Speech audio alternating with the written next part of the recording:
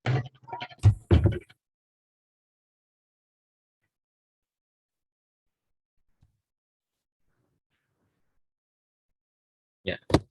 ya. Assalamualaikum warahmatullahi wabarakatuh. Waalaikumsalam warahmatullahi wabarakatuh. Ya, oke. Suara saya jelas ya, teman-teman ya? Jelas, Pak. Oke, makasih. Jelas, Pak? Ya, terima kasih hadirnya teman-teman ya di pertemuan ke-12 kali ini. Ada kuliah komunikasi pemasaran.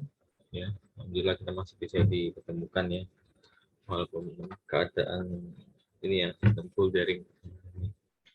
Baik, untuk pertemuan ke-12 kali ini kita akan bahas tentang direct marketing dan personal selling ya. Dari pemasaran secara langsung dan penjualan secara pribadi. Hubungannya dengan sales marketing secara murni. Baik teman-teman, share screen dulu ya.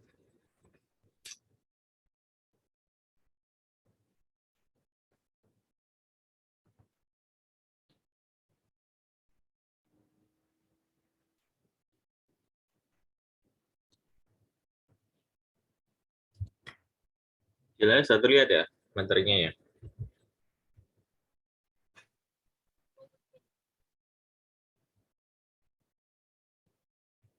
Oke, nah ya, bismillahirrahmanirrahim. Direct marketing dan personal selling ya. Direct marketing, kita awali dengan direct marketing dulu.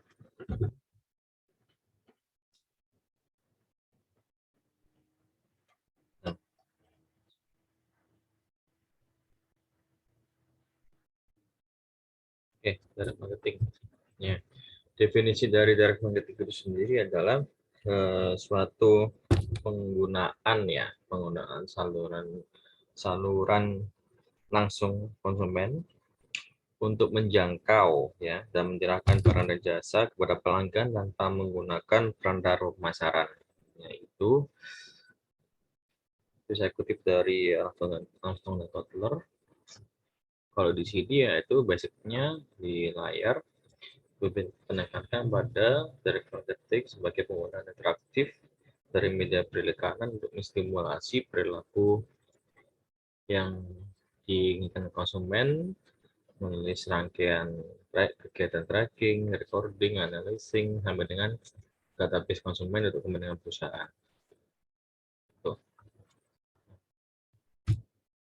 Unsur-unsur dari direct marketing ini yang ada 4 yang utama. Ada segi interaktif, terus penggunaan media perikanan, terus track record analyze, ya, sampai dengan penyimpanan database calon pelanggan. Interaktif ini melibatkan interaksi dua arah sebagai bentuk fundamental dari respon kegiatan direct marketing. Terus penggunaan dari media advertising ini menggunakan kombinasi dari media yang seringkali lebih produktif, ya, menurut sasarannya masing-masing, ya, di media cetak maupun elektronik. Terus track record dan analysis ini lebih ke arah setiap bentuk dari kegiatan direct marketing yang harus dapat diukur, ya, measurable. Ya. Jadi ukur ini maksudnya kegiatan tersebut bisa efektif atau enggak, bisa dilanjutkan apa enggak gitu.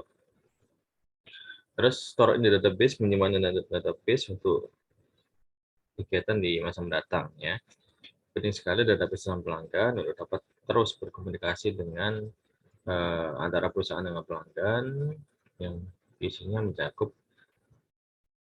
history of purchase, kayak sejarah pembelian dari pelanggan, terus search of response, pelanggan tahu dari mana tentang ada promo dan sebagainya gitu. Basic purpose dari marketing sendiri adalah dasar dari marketing. Ini untuk basic purpose of direct marketing program is to get a measurable response, ya, dan mendapatkan respon yang dapat diukur yang akan memproduksi goalnya, tujuannya yaitu mendapatkan laba atau keuntungan bagi perusahaan. Gitu ya. Penawaran yang dibentuk dari direct marketing ini meliputi adanya sales representatif, terus get people to inquire for information, mendapatkan calon pelanggan untuk memberikan informasinya, sampai dengan full traffic in digital store. Jadi meningkatkan brand awareness di toko-toko retail, contohnya seperti itu. Terus media list, ini pemilihan media ini berdasarkan berbagai macam seperti target bangsa pasarnya, jangkauan pasarnya, dan tidak dari aspek geografis, terus demografis, terus psikografis yang ditentukan oleh kayak itu pada lifestyle, gadget dan sebagainya. Terus bentuk-bentuk media macam-macam, ada direct mail seperti email, terus newspaper, magazines, terus media elektronik, televisi, radio, sampai dengan internet. Nah, creative execution ya, kegiatan direct marketing ada elemen untuk menciptakan suatu kreativitas. Yang pertama, bagaimana customer dapat hidup lebih baik atau dapat memenuhi lebih baik dari penggunaan produk dan jasa yang ditawarkan. Terus bagaimana produk atau jasa yang ditawarkan itu dapat memecahkan problemnya customer sampai dengan will make them more successful at some level. Artinya yaitu gimana sih segi benefit dari produk dan jasa tersebut. Nah, most direct respon copy falls into four categories ya. Respon tidak secara langsung dari direct marketing. Nah, pada kategorinya adalah seperti benefit ya. Jadi seperti manfaat dari marketing itu sendiri itu ada beberapa dari sisi pembeli maupun dari sisi penjual. Ya. Manfaat dari sisi pembeli seperti adanya kenyamanan produk yang biasa, terus mudah untuk digunakannya, terus akses produk dan pemilihannya yang mudah, terus kemudian informasi dari profil produk, terus kalau manfaat bagi penjual yang pasti membangun hubungan dengan konsumen, terus dapat menambah kecepatan dan efisiensi sampai dengan menyediakan fleksibilitas gitu kalau menerapkan metode dari marketing secara tepat. Nah, dalam pengukuran nilai customer ya, tujuan utama dari program direct marketing yang berhasil adalah untuk membangun hubungan jangka panjang ya, garis bawahnya membangun hubungan jangka panjang terhadap customer yang dilihat dari unsur-unsur lifetime value ya, nilai dan jangka panjang yang terus dijaga baik antara perusahaan antara pihak customer terhadap perusahaan, terus frekuensi ya, mengukur berapa jumlah kuantitas pembelian, frekuensi pembelian customer. Dengan monetary ini berapa jumlah yang dikeluarkan oleh customer terhadap produk dan jasa yang kita tawarkan. Ada namanya building customer loyalty, itu membangun kesetiaan customer ya, hubungannya dengan jangka panjang, jadi customer tersebut dapat terus setia menggunakan produk dan jasa yang kita tawarkan. Nah, sedangkan komponen utama ya, dari direct marketing itu sendiri ada offer, ada service, ada respon hingga fulfillment. Nah, yang apa sih yang dimaksud? Nah, ini maksudnya. Nah, apa sih dimaksud offer ini adalah suatu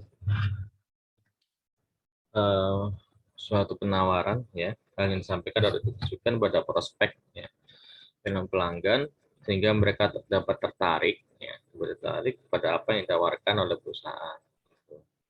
Perumusan pesannya ini ada 4 ya. Jadi apa yang harus dikatakan menyangkut isi pesan ya. Terus bagaimana mengatakan secara logis atau masuk akal ya, nggak mengada-ngada, itu terkait dengan struktur pesan.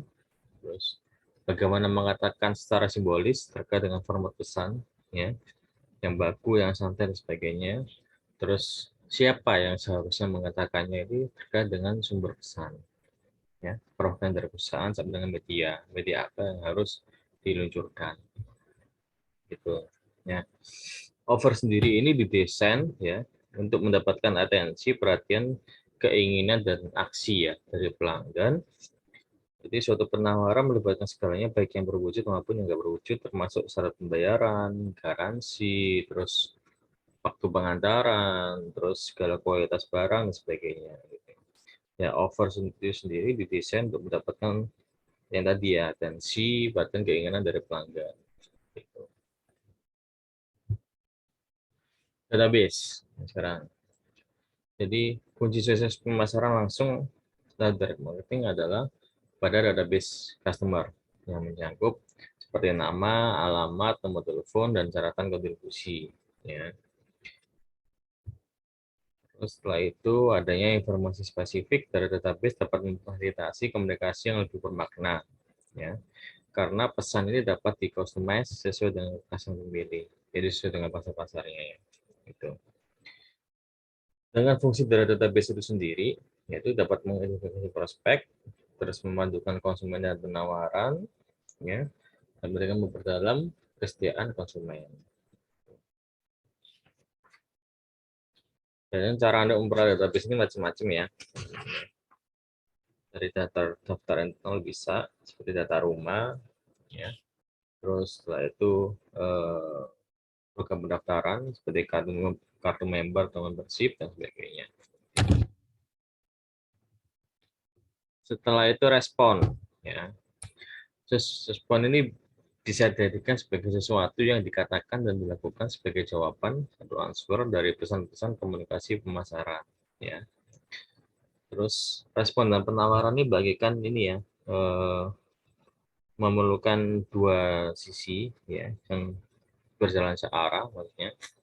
Sebagai contoh, kepada pelanggan yang diberikan nomor telepon gratis bebas hambatan atau toll free atau bebas pulsa, ya.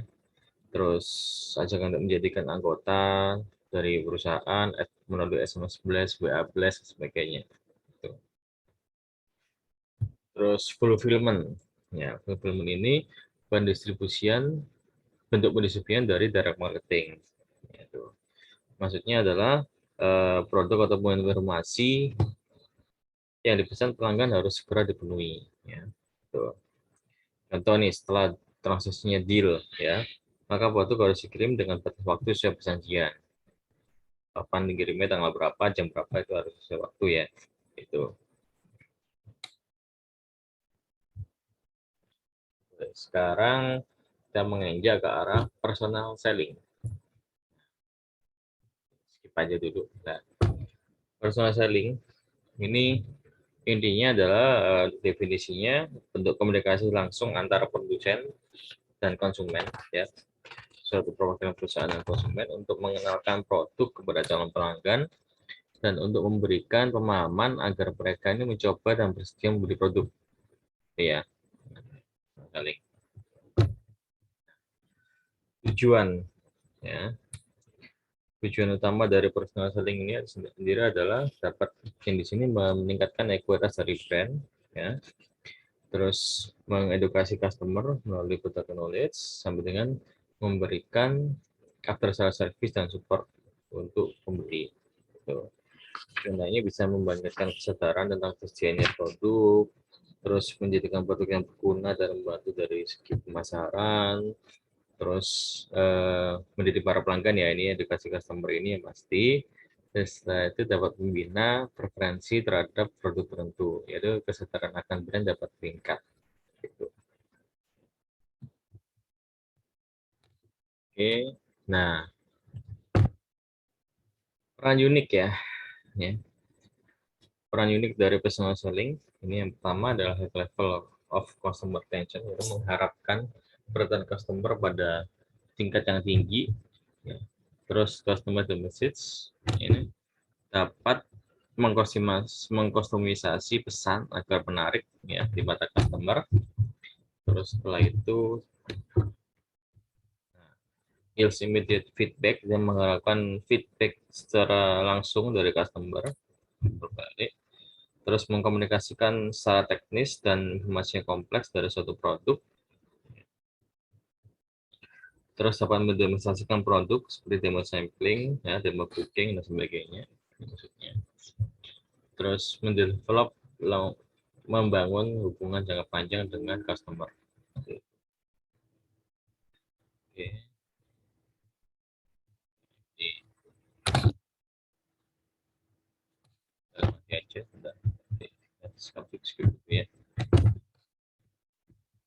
Nah, filosofi dari penjualan secara modern saat ini adalah walaupun nggak bertemu secara langsung, tapi berdasarkan kepada kepercayaan dan mutual agreement, ya, persetujuan yang telah disepakati bersama sebelumnya, gitu, ya.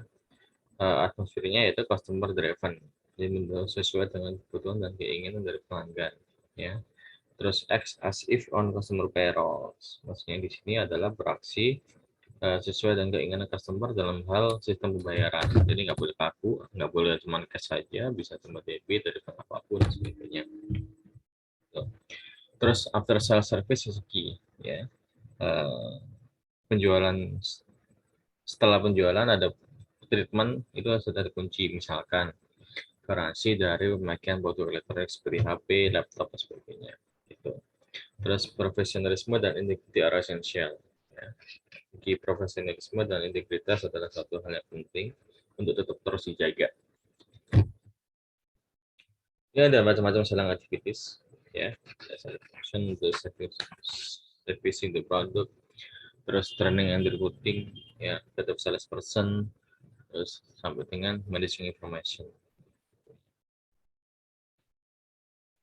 Oke, nah tipe dari type of service jobs, ya, tipe dari penjualan di sini adalah ada trade selling sama dengan telemarketing.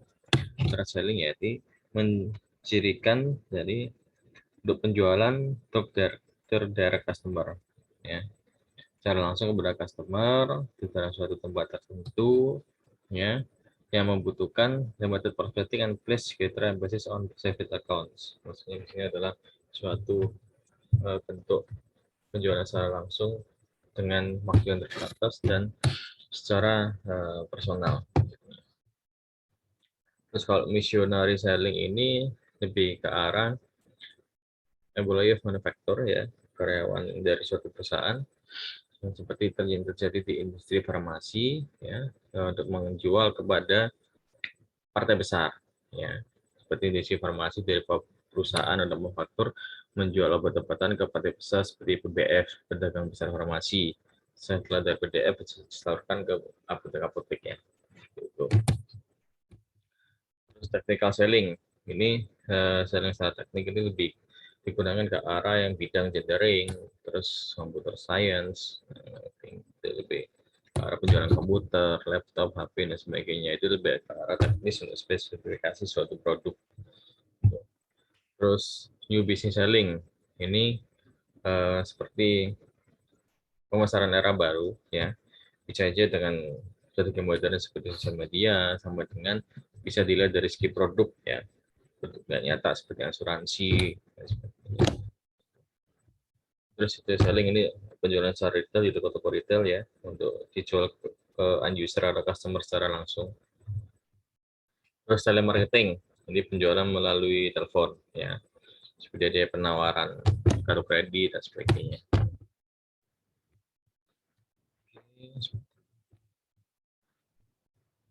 Nah, ini di skip dulu. Nah, sekarang mengarah ke arah kinerja dari salesperson, ya.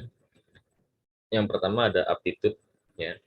Aptitude ini berhubungan dengan ketertarikan, terus karakteristik pribadi, perilaku, tingkah laku, ya, sebagainya.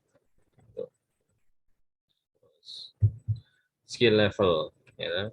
Skill level dari seorang salesperson, ya, yang dibedakan menurut level jenjang jabatannya juga bisa, ya, dari salesman, terus di atasnya ada sales professor sampai dengan sales manager yang berbeda-beda tentang skill dalam hal penjualan dan senioritas juga.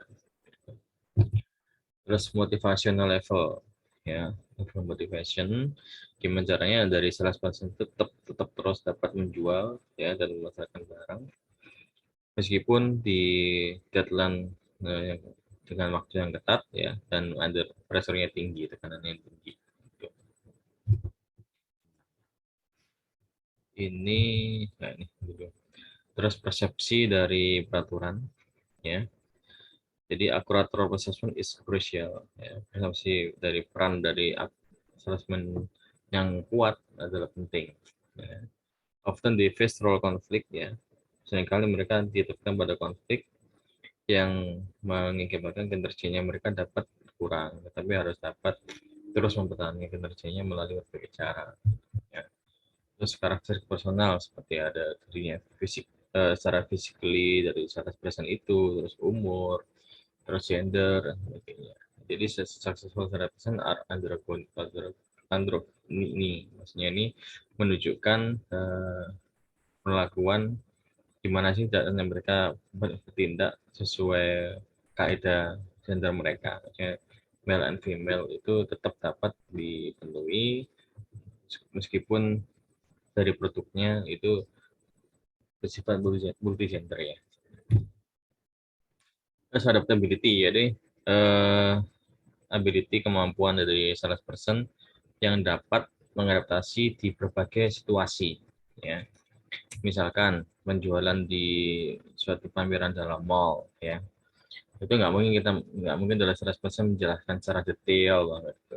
Berbeda dengan 100% menjelaskan presentasi di suatu perusahaan ya, untuk khusus suatu produk itu harus dijelaskan dari hulu ke hilir seperti itu. Nah, terus dari prinsip personal selling di sini ada profesional penjualan, ada negosiasi hingga relationship marketing. Yang pertama dari profesionalisme penjualan, ya. Pada dasarnya, ya, secara personal itu harus paham dengan seni menjual atau salesmanship, ya, agar terwujud proses personal selling yang efektif, gitu, ya. Proses personal selling ini ada 8 tahapan, ya. Yaitu pertama, prospecting and qualifying. Ini berhubungan dengan mencari konsumen yang potensial.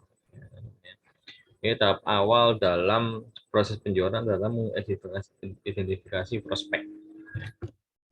Prospek dari suatu penawaran produk barang dan jasa. Setelah itu menentukan siapa yang akan dijadikan prospek, ya, misalkan melalui database, profesi, lokasi kerja, dan sebagainya. Jadi meskipun perusahaan yang berusaha untuk memberikan kesempatan, salesman itu juga perlu mengembangkan sendiri peluang yang ada. Gitu. Peluang-peluangnya melalui berbagai cara ya, macam-macam, bisa melalui sumber data, terus seperti di buku telepon dan sebagainya, terus membangun stand pada pemberian dagang untuk mendapatkan database dalam customer, sampai dengan menggunakan telepon ya, telemarketing tadi. Gitu.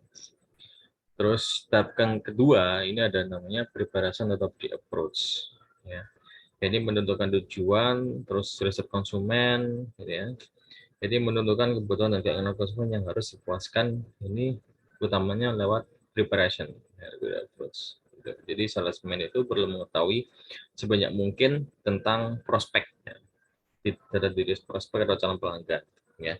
Terlebih jika prospek berupa sebuah perusahaan. Jadi harus mengetahui status perusahaannya sebelum mereka presentasi di perusahaan itu. Tahap ketiga, ini ada yang namanya approach, ya, pendekatan. Maksudnya di sini adalah memberikan rekomendasi, ya, tentang cara memenuhi kebutuhan tersebut. Ya. Langkah yang harus diperhatikan ini yang seperti salesman ini harus mengetahui cara menyapa konsumen, terus pendekatan kepada konsumen perlu juga memperhatikan latar belakang budaya, bahasa dan budaya maksudnya gitu. Terus gerak fisik dan kata-kata yang diucapkan oleh salesperson dengan sikap tenang dan meyakinkan. Ya, ini persuasif ya, untuk dapat menarik minat dan perhatian calon pelanggan. Tahap keempat ini ada presentation and demonstration ya. Sadar approach ini ada presentation dan demonstration ini. Jadi salesmanship menceritakan produk kepada pembeli melalui presentasi penjualan terhadap produk knowledge-nya. Gitu. Terus yang kelima adalah possible problem atau handling objection. Ini maksudnya ini menyakitkan prospek ya, calon pelanggan dengan menjawab keraguan mereka melalui menjawab pertanyaan, terus memberi contoh akan customer yang lain dan sebagainya. Ini in case ya konsumen hampir selalu menyatakan keberatan selama presentasi atau ketika ditawarin dan membeli produk. Ya. Jadi penolakan mereka mungkin karena faktor psikologis atau berdasarkan logika semata. Nah ini yang harus diluruskan. Jadi kalau penolakan psikologis meliputi penolakan terhadap intervensi, terus pilihan terhadap merek yang dikenal. Jadi kalau nggak mau beli, kalau nggak satu merek itu aja, misalkan di brand ternama dan sebagainya. Terus kalau kendala logis ini dapat faktor harga, dari harganya atau jadwal pengiriman atau karakter tertentu pada produk atau perusahaan itu. Jadi untuk menangani keberatan-keberatan dari customer itu, salesman atau salesperson menggunakan pendekatan positif, ini meminta pembeli dengan cara yang menyebabkan pembeli itu bersedia menjelaskan keberatannya, terus menyangkal kebenaran keberatan tersebut atau mengubah keberatan tersebut menjadi suatu alasan ya untuk membeli. Terus setelah itu ada keenam ya, ini ada closing and follow up. Ini maksudnya adalah ini lebih ke arah sudah memesan ya, adanya proses pemesanan order dengan bahasa Inggrisnya mungkin please give me an order dari customer ke salesman gitu. Jadi menutup penawaran penjualan atau memperoleh pesanan atau pembelian. Ya. Jadi menutup kegiatan penawaran dengan memberikan penawaran atau RO atau request order. Terus pen to paper ini adalah mencatat hal-hal yang terkait secara detail ya, dan tahap ke-8 yang terakhir ini post sales service ini. Nah, ini tujuannya dalam membangun hubungan jangka panjang customer loyalty ya. Tahap akhir ini perlu dilakukan jika salesmanship ingin menjamin kepuasan konsumen secara berkelanjutan. Gitu. Oke. Untuk tahap negosiasi ya, dalam prinsip personal selling ini maksudnya adalah saat kutip dari Gosselin tahun 2007, ini proses pertukaran untuk menanggulangi konflik dan mencapai sebuah proses persetujuan atau agreement yang menguntungkan satu sama lain. Ya, ini negosiasi itu juga dapat dihadirkan adalah sebuah kompetisi di antara pihak-pihak untuk suatu sumber daya dan keuntungan. Ya, ini mulai dengan kompetisi dengan perusahaan lain. Oke, terus relationship marketing. Ini pemasaran hubungan yang didasarkan pada asumsi bahwa pelanggan ya penting melakukan perhatian yang terpusat dan terus-menerus secara berkelanjutan. Ya. Ini maksudnya ada pernyataan vital, ya, pernyataan penting kepada calon pelanggan dari salesman. Ya, yang pertama menanyakan dari situasi, pertanyaan tentang situasi, ya. Jadi menanyakan fakta atau mengeksplorasi situasi sekarang dari pembeli. Terus yang kedua problem atau permasalahan. Jadi, seperti menanyakan masalah, terus kesulitan yang dihadapi oleh customer, maupun ketidakpuasan yang dialami oleh customer itu. Terus yang ketiga ada implikasi. Implikasi ini tadi menanyakan tentang konsekuensi atau akibat ya dari suatu masalah, kesulitan atau ketidakpuasan dari pembeli tadi. Terus need payoff ini kebutuhan disesuaikan dengan hasil ya. Jadi menanyakan nilai atau manfaat dari solusi yang diusulkan oleh person tadi. Gitu. Pemasaran hubungan ini proses marketing ini didasarkan pada asumsi bahwa pelanggan penting melakukan perhatian yang terpusat ya dan terus menerus. Jadi salesman yang bersama dengan pelanggan penting harus bertindak lebih dari sekedar berkunjung atau ketika mereka pikir pelanggan tersebut telah siap untuk pesan. Ya, salesman juga sebaiknya itu berkunjung pada saat lain, nggak cuman hard selling aja itu, menawarkan produknya aja terus menerus, bahkan bos juga ke customer. Mungkin juga menawarkan atau memberikan usulan yang penting yang berguna bagi bisnis mereka gitu, dan tetap memonitor kebutuhan dan keinginan dari pelanggan. Terus excellent selling ini maksudnya tips dalam menjual secara baik, excellence. Yang utama ada first impression ya. Impresi pertama yang dilihat oleh calon pelanggan, seperti penampilan fisik, terus grooming, terus tutur kata dan sebagainya. Terus depth of knowledge ini menurut pengetahuan yang mendalam tentang suatu produk. Terus adaptability, kemampuan menyesuaikan teknik menjual di situasi. Terus self esteem ini dengan kepercayaan diri, terus self humor biar nggak laku ya, ada segi humor juga kalau bisa. Terus kreativitas dalam menjual sampai dengan honesty and ethics ya. Honesty and ethics ini terkait dengan kesopanan dan etika dalam menjual. Misalkan nggak boleh secara frontal untuk menjatuhkan produk lain, ada produk pesaing dan sebagainya. Itu.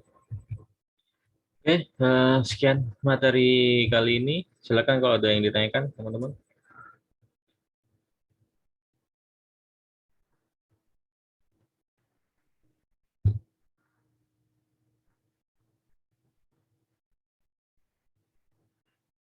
Apa ada yang naik atau didiskusikan?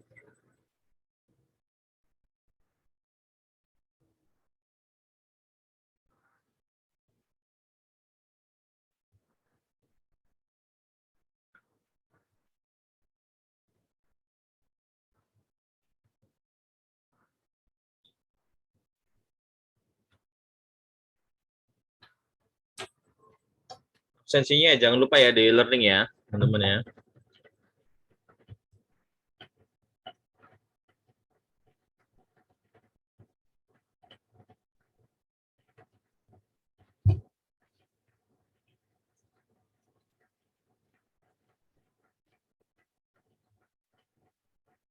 Silakan kalau ada naikkan.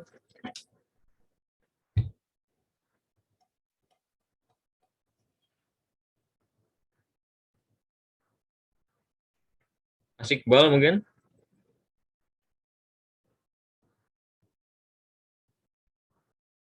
Atau Mbak siapa nih? Hatnia.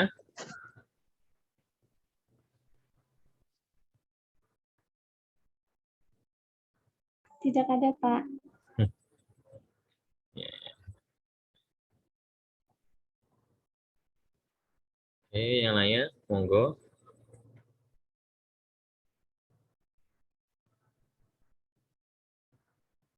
Jadi materi yang terkait dengan penjualan dan pemasaran secara murni ya.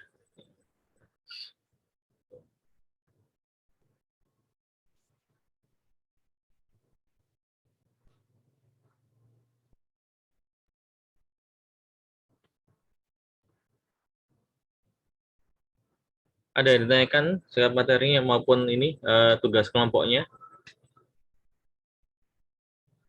Ada. Dikumpulkan tanggal 20 ya tugasnya, Pak. Ya, minggu depan ya. Jadi pertemuan 13, 14 sama 15 3 kali pertemuan itu sebelum UAS itu waktunya presentasi ya, gitu.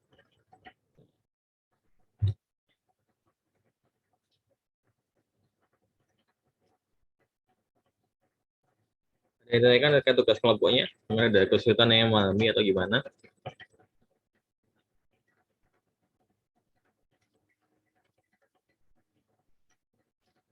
Aman, Pak. Aman, oh ya. Udah mulai dikerjain mas, teman-teman mas. Iya, Pak. Progres, Pak. Progres. Nyambi skripsi juga. Oke, iya, iya. Iya, iya. Sambil dikejar target proposal ya. Iya, Pak. Oke, oke. Ya, tugasnya itu memacu kreativitas ya. Kalau proposal kan lebih ke teoritis di atas kertas, kalau tugasnya kan lebih ke arah itu kreatif untuk membuat konten, adegan dan sebagainya. Biar nggak boring, teman-teman.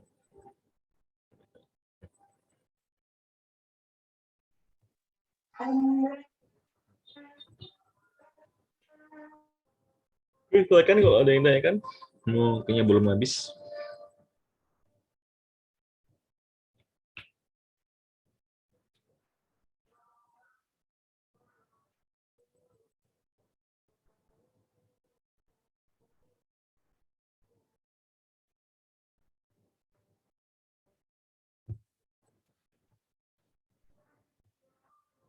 Jangan lupa absensinya ya teman-teman ya. Ini e-learning. Siap, Pak.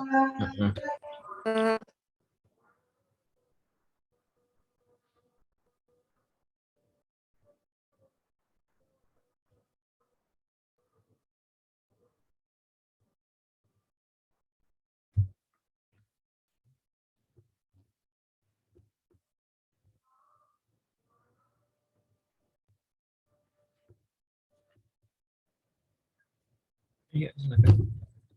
Materi ini tadi sudah bisa download ya dari e-learning ya? Bisa, Pak. Bisa di-download, Pak. Ya, alhamdulillah. Oh iya, Pak. Mau tanya satu aja, Pak. Ya, dua nggak apa-apa nggak mas? Belum habis. Apa mas? Menurut saya kan. Terkait database konsumen, Pak. Itu Ya, kenapa? sebenarnya untuk cara memperoleh database yang baik dan benar itu gimana, Pak? Di awal penjualan kah? Atau di akhir penjualan kah? Atau bagaimana, Pak? Kadang soalnya kan misal di awal kita lagi Ya.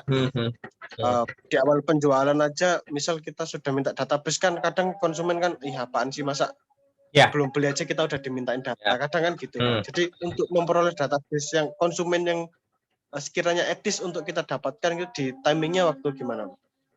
Ini masing-masing industri berbeda ya, Mas. Jadi untuk teknik pendekatan untuk memperoleh database ya, seperti saya bisa berikan contoh untuk industri consumer good ya. Jadi database customer mereka misalnya di toko ya. Jadi menjual dulu di toko ya, di toko penawaran dulu. Setelah itu mungkin alasan untuk database customer dari perusahaan mengisi database dari perusahaan, mereka menyodorkan form ya, form yang ditulis oleh salesman-nya. Lain lagi kalau di industri perbankan ya, jadi di bank dan sebagainya mungkin kalian sudah sedikit banyak tahu ya atau paham. Di perbankan yang pasti database customer didapatkan secara otomatis ya, otomatis. Begitu waktu sumber membuka rekening ya, mereka harus mengisi sebelah identitas diri, yaitu yang didapatkan secara otomatis, dan itu sebenarnya yang dibuat dasarnya dari penawaran untuk produk perbankan lainnya seperti kartu kredit dan sebagainya. Nah lagi kalau misalkan di pameran ya, pameran mungkin kita nggak bisa mendapatkan database secara valid dan lengkap gitu, karena timingnya yang mungkin kurang pas juga. Itu bisa kalau sekedar nama dan nomor telepon sih itu bisa ya, karena untuk mendapatkan mungkin bisa mengisi di buku tamu dari suatu stand pameran, itu bisa menjadi dasar yang valid untuk awal dalam penawaran produk berikutnya seperti itu. Itu Mas Iqbal. Oh siap Pak, berarti kesimpulannya untuk memperoleh database itu tergantung dari produk dan jasa apa yang kita tawarkan Pak ya. Sektor bidang Berarti, usaha, terus produk atau jasanya. Nggak bisa disamaratakan ya. Oh, ya, gitu. Nggak bisa dipukul rata berarti Pak. Iya benar. Benar, tapi harus memperhatikan etika juga ya. Gitu. Siap. Terima kasih Pak. Sama-sama. Baik teman-teman, berhubung waktunya mau habis ya. Kalau ada pertanyaan bisa disebut dulu di depan. Saya kira dulu. Mohon maaf kalau ada salah kata dari saya mengajar. Ya. Saya kiri. Wabillahi taufiq wal hidayah. Wassalamualaikum warahmatullahi wabarakatuh.